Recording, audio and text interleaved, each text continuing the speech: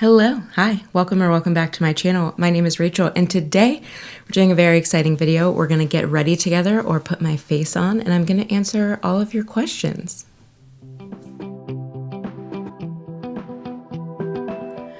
So Frank just settled in. I'm getting settled in. I have a lot to do, so I need to get ready, but I also am excited to do this because I posted a Q&A kind of video, or asking you. I didn't post a Q&A. I was asking for questions because I've gotten a couple of questions in the comments. I've also really gotten to know a handful of you who have been regularly commenting on my video, and I wanted a landing spot for anyone that was new here if they had questions about who I am, what I'm doing here, my skin type, all of that good stuff. So thank you so much if you submitted questions. I have them written down in front of me. I'm going to get ready and answer them. So I'm not going to go through products, but I will list everything down in the description box below. We're going to do some skin prep to kick this off. So let's dive right in. All right, so the first question is, where am I from and what is my accent? Which I find this so funny because we'll get into it. I am from the beautiful state of West by God, almost heaven, West Virginia, which the first thing people say when they meet me and I tell them where I'm from is, you don't have an accent, or you don't sound like someone from West Virginia, which number one is a tad offensive, but number two is hilarious because I don't know what my accent sounds like. I grew up, all the way until I left college in West Virginia. Then I went to New York. Then I was in Columbus. Now I'm in Pittsburgh. And I spent a lot of summers in Kentucky. So I don't know if that has anything to do with it. But I think the thing that has the most to do with my accent is I did a lot of theater in high school and speech classes, debate, all of that kind of like public speaking and acting. And our drama teacher, who I love so much, she has a large hand in shaping who I am and allowing me to embrace myself. But she was a stickler when we were running lines on stage of not sounding super kind of Southern or West Virginia-y. And I think I lost a lot of that. I will say there's like a whole lot that can be said on code switching, which I know we typically hear that in the sense of marginalized groups, but I do think if you're from the South or somewhere that has more of a slow draw accent, if you work in corporate America or you go through situations where you don't think that, you will sound as great, there is something to be said for that. So I think I go in and out of it less than I used to, but I'm so curious. Let me know if you had any idea that that's where I'm from, or if you think I sound like I'm from that area. Granted, I'm from a northern part of West Virginia, so not really the South, but that's a whole other topic. But yes, I'm from West Virginia, born and raised. I love that state. It means a whole lot to me, and I don't know what my accent is other than a melting pot, I think. Also, we got the lighting right. I think it has to do with what time I filmed, but I'm not even through skin prep. So next question, which is perfect for skin prep, is, what is my skin type? So I have very sensitive skin. Now, a lot of people will say there's no such thing as sensitive skin. So I will say I have very easily sensitized skin. I have a little bit of rosacea on my cheeks. I have pretty annoying, we'll say, hormonal cystic acne from PCOS. It was much, much worse before we did some things to try to get my hormones in better balance.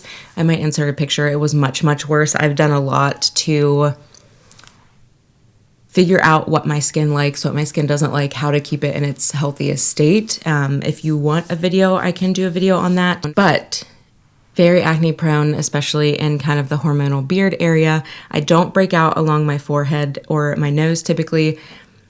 I do have a breakout right here, but we'll get into that. If I do break out there, I know that it is a product and not just how I'm built. And I also have very dry skin. Some of that is just my skin overall. My whole body skin is very dry, so it needs a lot of moisture, but it can't handle really thick, occlusive, comedogenic things because it will just result in a ton of breakouts. So I have to tread very lightly and find products that give me maximum amount of moisture without clogging my pores.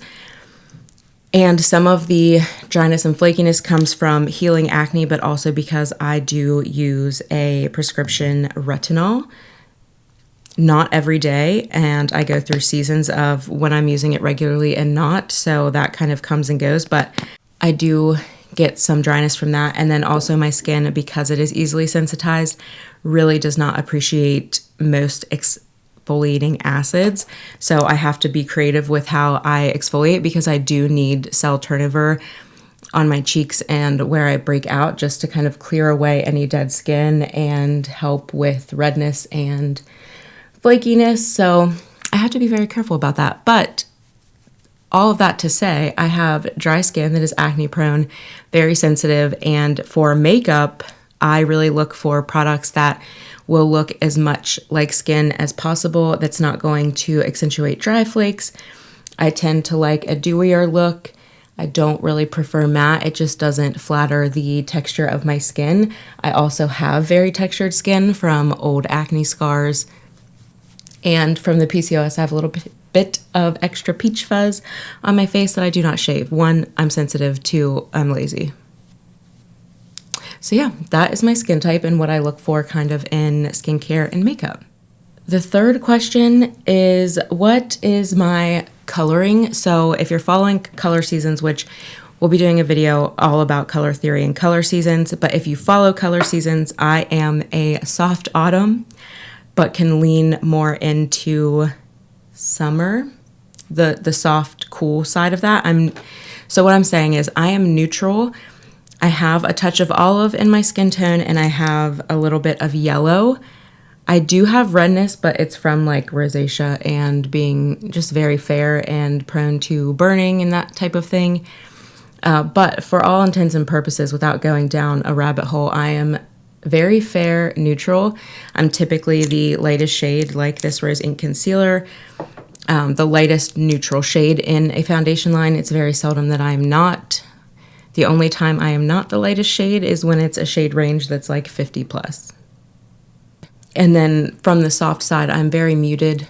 I don't have a ton of contrast in between all of my features, so I like to stick with colors that are natural to my skin and my coloring, and also that aren't super stark and saturated against the features that I have that are not super saturated. So that is where my coloring is, if that's helpful to you when I'm swatching, but I am fair, neutral. And then these next questions are what I'm so excited to get into. So the first one is, what is my experience in fashion and how did I get started? All right, so I'm going to try to keep this short. So if you want me to elaborate on any of these topics, feel free to let me know down below and I will do that. But I have known that I wanted to go into the business of fashion since I was 8 years old, which sounds insane, but it might even be younger than that. I'm not going to be able in time to post this to find my old sketches, but one day maybe we'll review my old fashion sketches. I will say Jeremy Scott at Moschino came for my gig. Like, I was making candy bar dresses, cake dresses, that kind of thing. But maybe that would be a fun video, is to review my old fashion sketches from when I was a kid.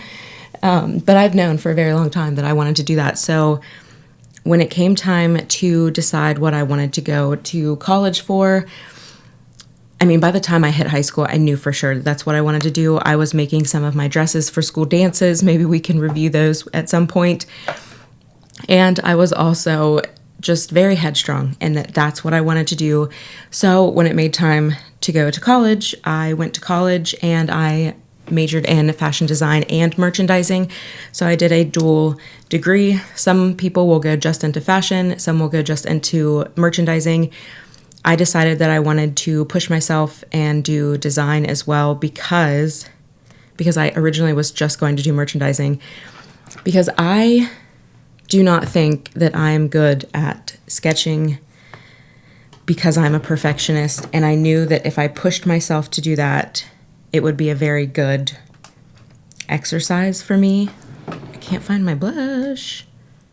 Okay, found it. It was a very good exercise for me. It did push me sometimes almost to my limit, but I really enjoyed it. We can get into that if anyone's interested. But out of college, since I went to school in the state where I grew up, which is in West Virginia, there's obviously not a huge fashion presence or industry in that state. So I knew that I needed to get to New York, and that was a dream that I had since high school. I grew up in such a small town that I was just craving the exact opposite of that pretty much. And I went to New York, and it was very nerve-wracking because I didn't have any connections. I just went and interviewed for an internship at a designer, and I did a couple actually. And it was a crazy 24 hours because we had to lock down an apartment and pray that we got the interviews that we had because, you know, we weren't going to be flying or driving back and forth to New York multiple times in order to lock down an internship and find an apartment. So we had I think it was 48 hours to do all of that. My roommate at the time and I both interviewed. Luckily, we both got the job. We found an apartment and lived there for a short time. But then New York just wasn't for me, which again, we can do a whole other video on. I ended up getting a technical design position. So I started out as a design intern. Very quickly realized that in the industry, you're not really in charge of design. It's whatever the brand wants to make, even at the designer level. And nothing is truly, truly original unless you're at a couture house. And I made the determination that I didn't want to be a starving artist, essentially, in order to work at a couture house. And I up and left and went to big box retailers. I interviewed in New York. I got the job, and I moved to Columbus, Ohio, which I feel like a lot of people don't know, but it is one of the fashion capitals in the U.S. just because there's a lot of industry left there. Now, whether they're nice companies or not is not what I'm talking about. It's just there's a lot of retail companies there. And my sister was living there, so it was a no-brainer for me. I went from having a very, very tiny, expensive apartment to having my own townhouse and felt like queen of the world. I got my first job out of college. And from technical design, I moved into technical design, let me back up, is basically telling the factory how to create the garment, what the fabric is, what the buttons are, the colors, how the fit is, making the pattern, making sure that everything is kind of up to standard before it goes into production. And again, we can get into that more in depth if you're interested. But I really enjoyed that because my brain kind of works that way, almost like an engineer, where you're figuring out how things work and how they should be tweaked and what's the best, most efficient way. All of that stuff. So I did enjoy that, but the retail industry is very, very volatile and things can happen in a flash. And I ended up, for the purpose of saving my job, essentially moving into quality production. So I got a taste of the production and sourcing side, and I absolutely fell in love. I love strategy. So I helped out kind of figuring out the best places to source from, making sure that the factories we were working with were of good quality. And from there, I got recruited into what was I called? These names are so ridiculous. I moved from a total quality management coordinator into a global compliance specialist, which essentially was making sure that all the factories that we were sourcing from had good labor, safety, security. Overall, were just ethical factories that we worked with, and I loved it. I felt so fulfilled in it. We did conflict mineral campaigns to make sure that the minerals that typically come from conflict areas were not being sourced from conflict areas. I fell in love with it, but in that job is where I first started getting into IT. So I stayed in retail, but was on the IT side of things, whether it was from the merchandising systems, the PO systems, to the distribution center systems. I spent a lot of time in distribution, and supply chain, and there's a whole lot of things that I did there that gave me even more insight into the manufacturing of clothing. And then we'll get into the next question, which is, what is my career outside of YouTube? So all of that, I've been into fashion since I was 8. I knew very finitely, if that's a word, that that's what I wanted to do. I followed that through all to my career until I kind of, the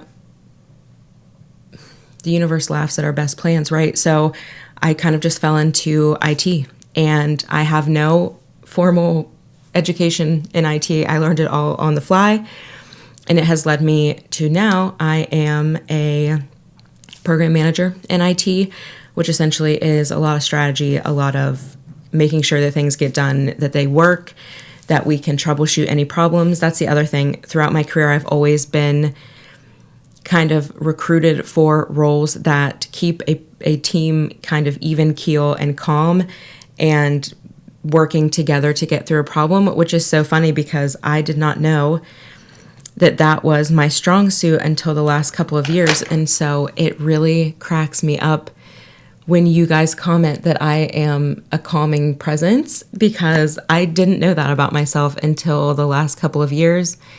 And I didn't know that that's why I tend to do well in those types of jobs. But that just shows you that you can go to school for one thing, but your best assets are always your personal skills that you bring to the table. Anyone can be trained to do just about anything, but some of those kind of just natural skills is what's really going to drive you through your career. So that is what I do now. I do that 40 plus hours a week, and I do YouTube as my hobby. So that is where we'll get into why did I start a channel? So I started this channel because I have been removed from the retail business since mid 2020.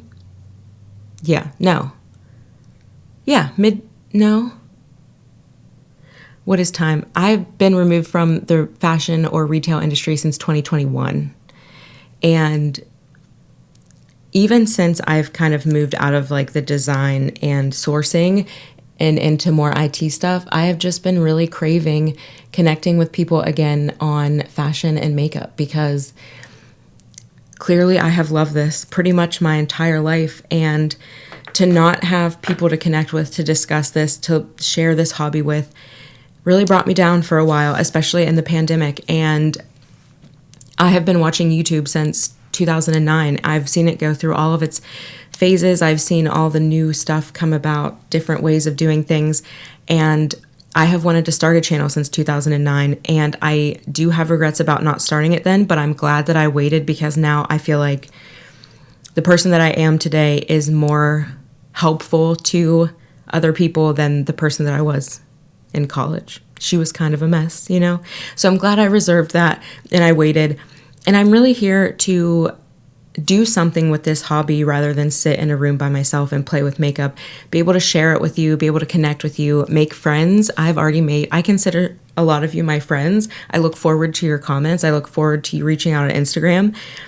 And so it's been so nice to create that community.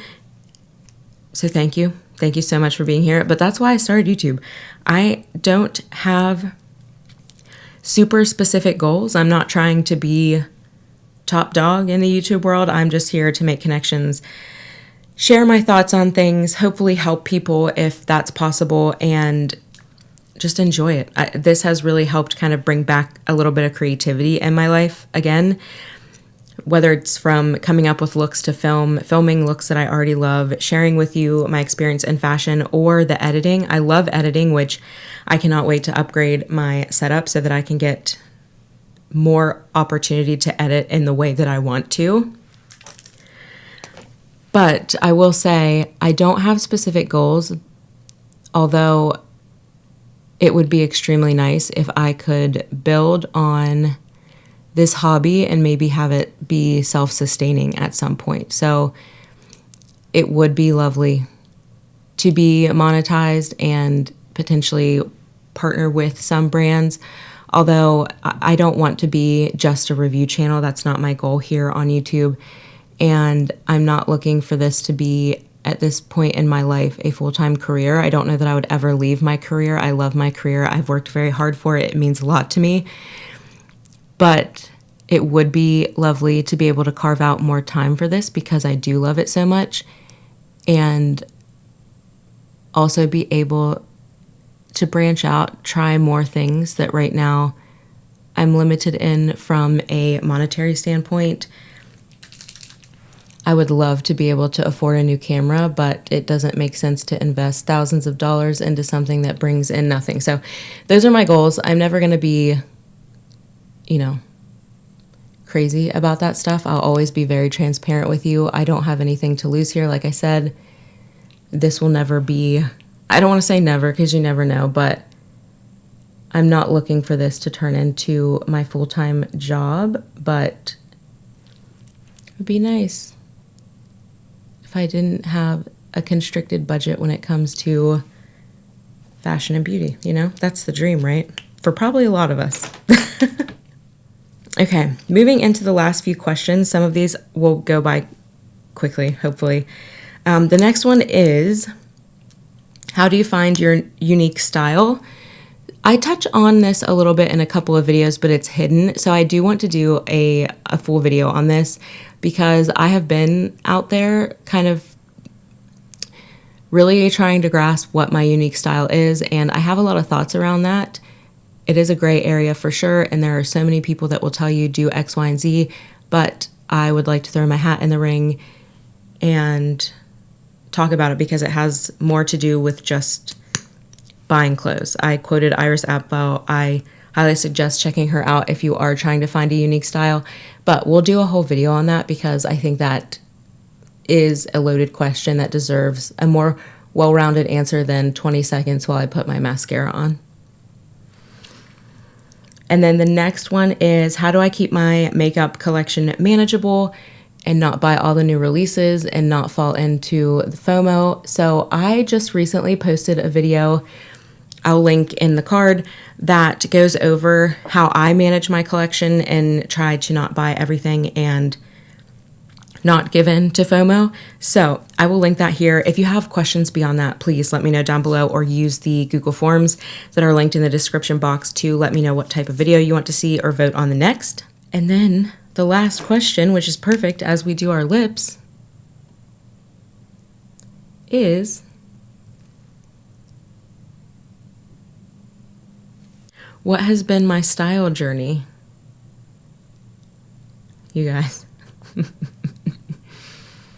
My style journey has taken many a turn, and I think that this also might be a really fun video to do because I would need time to hunt all of the pictures, but I have had almost every genre of style era in my life. I've done the tomboy thing. I've done the punk emo thing.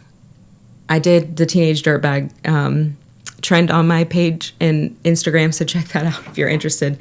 I had a teenage dirtbag phase. I've had a very preppy phase. I've had a very I want to be a businesswoman and live in blazer phase. It's a bohemian phase. It really depends on the day or the era of my life. It has changed a lot, but maybe we can do a timeline walkthrough of that. If that's helpful, let me know down below if you think that would be fun to do. But yeah, it's been kind of all over the map. But yeah, this is the finished look. I went very simple with my classic wing today because I'm going to be doing a lip swatching video next for all of my fall favorites for lips. That said, I hope that this was enjoyable to you. I hope that you learned a little bit about me. Let me know if there's anything else you'd like me to cover. If you have any other questions, maybe at some point we can do another Q&A. This has been really fun. And let me know about those fashion videos. If we should review my old sketches, if we should review my old style eras. I think this could be really fun. And the last thing that I will leave you with is that we talked about changing my schedule in that Q&A. And I believe starting probably this week that we are going to move to 2 videos a week every Tuesday, Thursday, 12 p.m. standard, Eastern Standard, not standard. If I get the capacity to do more, I will do 3 videos a week, but this will let me spend a little bit more time. I know there's been requests to link specific products. I will do my absolute best. It's very time consuming, and unfortunately right now I don't get a lot back from that work putting into it, so I will do my best. I also think that this 2 video a week is really going to help with the fashion content that's coming up, because those require a lot more prep time. I'm not used to filming those with B-roll and such, so that'll give me time to kind of perfect those videos rather than just throwing something up. So I really appreciate you guys being super understanding, and I still think there's going to be bonus videos pop up here and there, especially with Get Ready With Me's. They're pretty easy for me to film, or should I say putting on my face. I'm still noodling that title, but I need to sign off. I hope that you enjoyed this. I hope you learned a little bit about me. Let me know some of your answers to these questions down below. If you have an accent, where you're from, what your style eras have been, and maybe even kind of like what you do. I'm so curious. I just love getting to know you, and I hope that you're having a great week. I will see you in the next one, and until then, have a loving and caring day, and we'll talk soon. Bye.